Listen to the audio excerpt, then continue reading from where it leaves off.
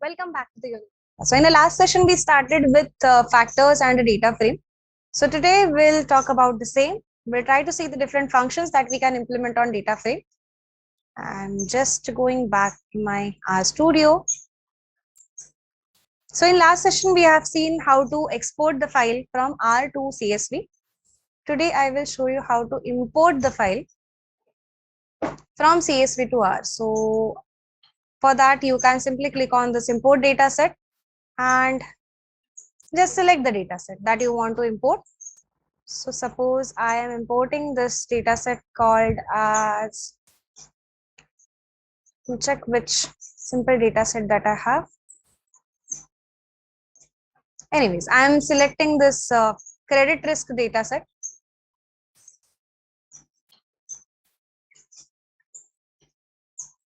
Make sure that whenever you select the data set, if it is having the header.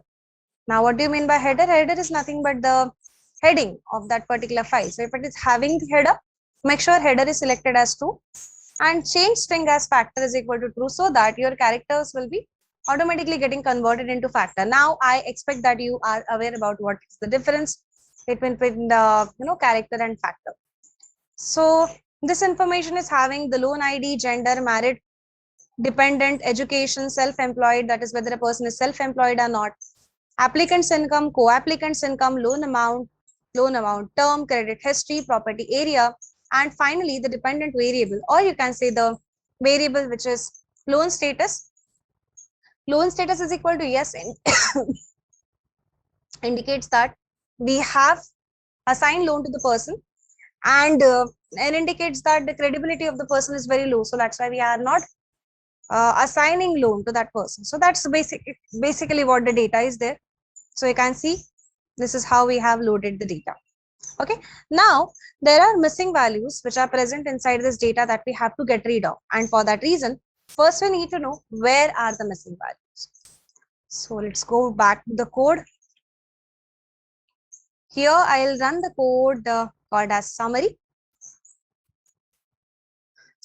of credit risk. That's the name of data set. So it consists of,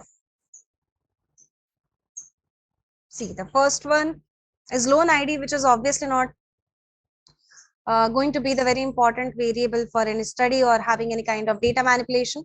Next is gender, next is married, dependents, education.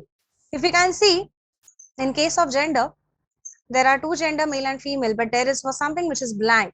Here also you can see some blanks. Here also you can see some blank, right? So why these blanks are there? Someone who has created the CSV file might have written blanks. Now, sometimes it happens that whenever we are taking the data can be incomplete, the data can be inconsistent, it can have the missing values. When you load any external CSV, you expect that those missing values must be represented by NA, because R have a method using which we can impute missing values with some other correct values, provided that the values are mentioned in terms of N. But now the issue is the value is not mentioned in terms of N, it's blank. And for R, blank is also a character. So it is thinking that male, female, and blank is also a type of a gender, which we know that it's wrong. So we first have to write a code using which we will convert all these blanks into NA. For that reason, we'll load the file one more time with some different style. So I'm writing over here as credit risk is equal to read.csv. I'll write the function as file.choose that will help me to select the file. I'll mention that header must be true. I'll mention that string as factor must be true because we have performed all these things in that that options that were available previously. Here you have to write. And the last thing is we'll write na.strings is equal to C of this comma, that is nothing but space, must be converted into NA. So as we are working with the CSV file is a comma separated version of your Excel files. So if there is a blank, then that blank is also separated by comma. And blank is written in CSV in this format, double quote and a comma inside it. Blank itself is a character, so that is again written inside one more double quote. And we are saying that whenever you come across this particular type of thing, convert that into NA. Let's just run this. It will open a browser in front of you from where you have to select the file. So my file lies in downloads and name is credit risk. I selected the file. And now if I show you what's the difference it makes, let me run the summary of credit risk. So here, now you can see that it's showing the similar type of output, but previously it was blank male female. So now that blank is replaced by NA. This is basically why we wrote NA.strings. Now the next task is we have to convert this NAs with some proper meaningful values. So how to do that? So when the NA is present for the categorical variables such as gender, married, number of dependents, education, self-employed or not, or you can say credit history. So these are the type of variables which are factor in nature. So we are going to convert the missing value of these variables using mode value. What do we mean by mode? Mode is nothing but that level which has the maximum frequency. So in case of male and female, we have 112 observations of male gender, 489 observations of 112 observations of female gender and 489 observations of the male gender. So the mode in this case, that means which gender is having the higher frequency. So obviously male gender is having higher frequency. So NA value will be replaced by male. In this case, there are 213 observations with no category. There are 398 observations with yes category. So in both of them, the mode is going to be 398, that is yes. So these NAs will be replaced by yes. Here, there are 15 NAs and the mode value is 0. So NAs will be replaced by 345. Any other factor variable, self-employed. So self-employed consists of 32 NA and the mode is no. So again, NA will be replaced by this no. Then the next factor variable is, I suppose, credit history, which consists of 50 NAs. But if you just see, this variable is represented in terms of numeric. So first, you have to convert it into factor. How I came to know that this is numeric? Because here you can see the values written as minimum, maximum. So these values, minimum, maximum, median, mean, these are always associated with the numeric type of data. So credit history ko first we have to convert into factor and then we can process its NA value. I just hope this process is very clear to you that what we are supposed to do in this particular example or in this particular scenario. So the first thing is, let us get rid of the variables that we don't want, which is low 90. So we are removing it by writing null over here. Now the next thing is we have to convert that credit history variable in factor format. So we'll write that it's as dot factor of credit risk credit history.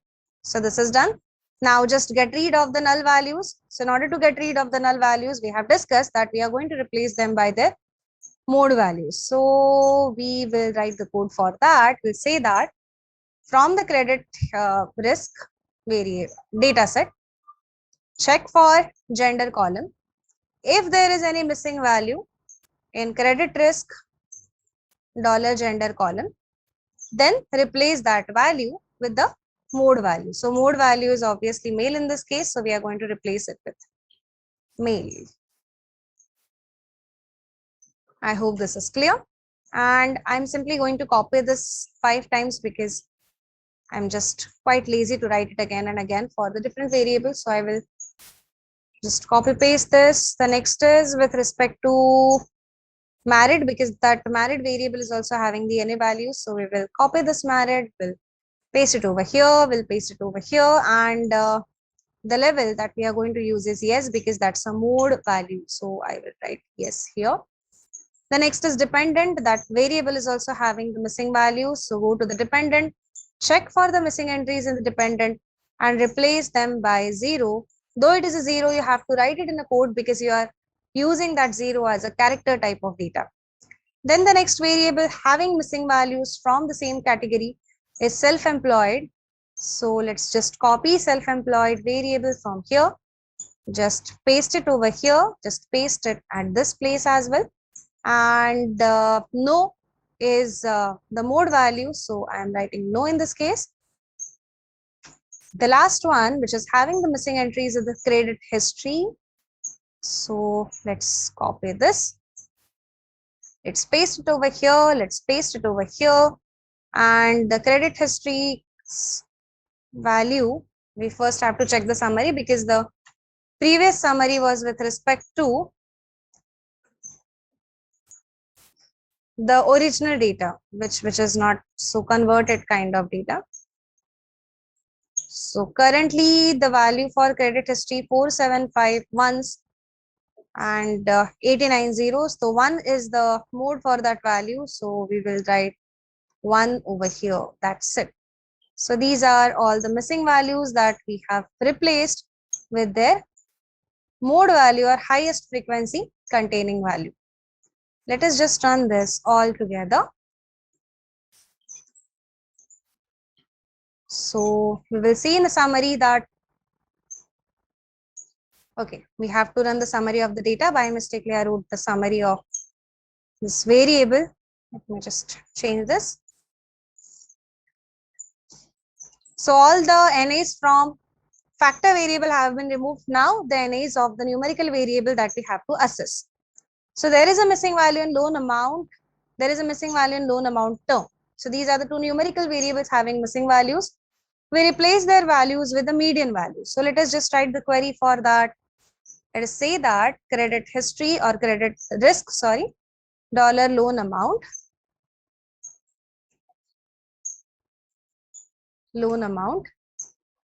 in this, if there is any value is missing,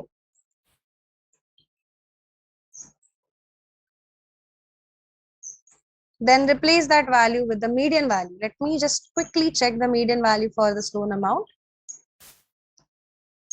Median value for the loan amount is 128. So we will replace that value with 128. My numlock was off, just a second. Done. And similarly, we have missing values inside loan amount term as well. So we'll say that if any value is missing in credit history or credit risk, sorry, dollar loan amount term, then replace that with the median. What's the median value? Let me check for loan amount term. What is the median value? That is 360. So we'll replace that with the 360. Click here. Right, 360. Okay, so we'll run this line. So now we are free from all NA values in the data. If you simply want to check, just run summary of credit risk one more time. You'll find out that there are no more NA in any of the column. So we are done with this. We have created the file without any NA values present inside. I hope this part is clear.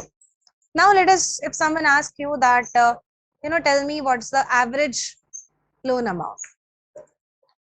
What you'll do is, you'll simply write mean credit risk dollar loan amount. My mistake, it should be loan amount. But now if I ask you that I want to find out gender wise average, that means what's the loan amount for male candidates, what's the loan amount for the female candidates. So I'll write like this, aggregate. I want to find out the average of loan amount. So I'll write loan amount over here. But I want to find it with respect to the gender. So I need to write gender over here. Both these variables comes from the data. That is nothing but credit risk data. And what I want to find out? So I want to find out mean. So you can see that on average, female have the loan amount of 126 and male is having the loan amount of 149. Okay, so this has been checked. If someone asks you to provide the median, you could have provided median over here. If someone asks you to provide the value of variance, then you could have written variance over here. If someone asks you to provide the value of standard deviation, then you have passed standard deviation over here. If you want to print the max, you could have print max over here.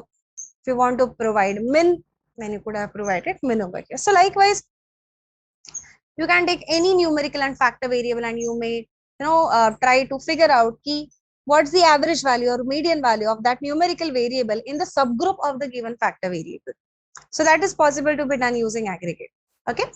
Next is if someone asks me, okay, find out the people who are having gender is equal to male and say loan amount greater than some, what's the mean value? Let me just check the mean value one more time. Okay, median was 128. So we'll simply write a question. Find people having male gender and loan amount greater than 128. So what to do in such cases? Here you have to write the function subset. The result can be huge, so I am going to store the result in some vector. I'll use the function subset. On which data set I have to create the subset. So I'm going to create the subset at credit risk. How I'm going to create the subset? So that credit risks gender columns, value of gender must be male. Along with that, the value of loan amount must be greater than 128. So I'm simply printing head of sub 1. Head generally prints the first 6 rows, so the output can be very large. That's why I'm just interested to print the first 6 rows, because that helps me to understand whether correct query has been implemented or not. So as you can see here, all the genders are the male gender, and the another thing is loan amount we have to check. So all loan amounts are greater than 128. So both the conditions are satisfied. This is how you can write a query for a subset. So I just hope the subset and aggregation is clear. If someone asks you to arrange the people with respect to their monthly income or applicant's income, so arrange the data in ascending order as per the applicant income. That means the one who is having the least applicant income will be appearing at the top, and gradually the applicant income will increase. So in that case, we can store again the result inside one variable called as order 1. Here we can say that whenever we perform ordering, whenever we perform sorting, that time the indices of the data set changes. So that's the reason we will write credit risk like this. Now the indices of the credit risk are going to change. So this is a data set or this is a data frame. It's a bidimensional. Whatever we write towards the left is for row. Whatever we write towards the right is for the column. So in this case, nothing is mentioned about the column. We simply have to arrange our row, or we simply have to order our row as per applicant income column. So we'll write like this. Applicant income. I'm running this, and let me just run the head of order 1. So as you can see in this case, the one who is having the least applicant income is appeared at the top, and gradually the applicant income is increasing. Now, if you want to sort the same data in descending order, you could have written one more extra argument over here called as decreasing is equal to true. So just run this and check the answer. You will find out that let me just show you here properly. See this. This is the person having highest applicant income, and the value of applicant income is decreasing gradually. So this is basically how you can arrange your data in a certain order. There are a lot of other fascinating things that we can perform with the data frames, but currently I just want you to understand these 3 operations, that is how to create a subset, then how to create the aggregates, and how to create the order, as well as how to load the data and how to deal with the data if there are NA values, how to replace them with the median or how to replace them with the mode. And one more thing, what to do when your data is consist of blank values but they are not mentioned into NA. First thing that you are going to do is convert your blank into NA, because in R we have direct function to convert NA into some value, but we don't have function to convert blank into some value. So first we have to convert blank into NA, and then NA can be converted to any other format. So I just hope whatever we discussed today in this session is very clear.